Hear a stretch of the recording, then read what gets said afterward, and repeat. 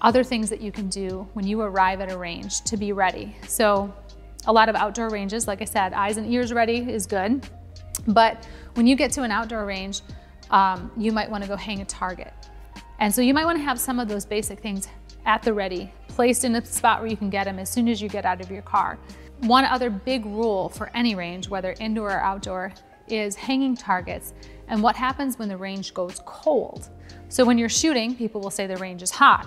And when you go cold, it means that the guns are emptied. You've ensured by looking visually inside the chamber that every gun is empty on that line. And if you have a chamber flag or an empty chamber indicator, you might put that in at that point.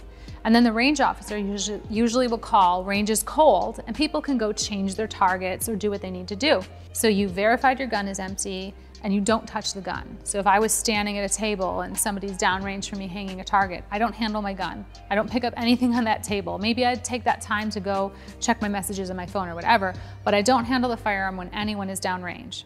So if you're just on private land or you're out on public land shooting, you want to make sure that you're establishing some of those same rules and practices so that the people you're with and the people that come after you, they're going to see that and they're going to say, oh, hey, look, they didn't open their gun case.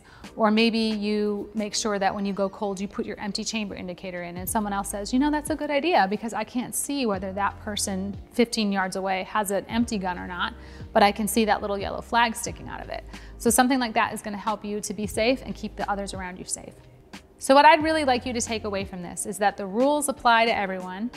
Experienced shooter, new shooter, whoever you are, they all apply all the time, whether it's before you're shooting, during shooting, after shooting. Those rules of firearm safety are there to make the experience safer, but it also makes it more enjoyable, just for the fact that you have less stress. If everyone's following the rules and doing what they're supposed to, it's not as intimidating and you can just take it at your own pace.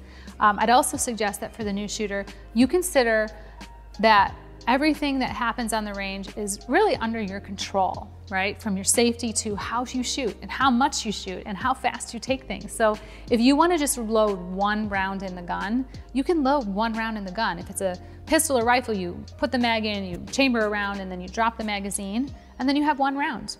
If it's a shotgun, you just put one round in the tube, and then you can shoot and see how you liked it.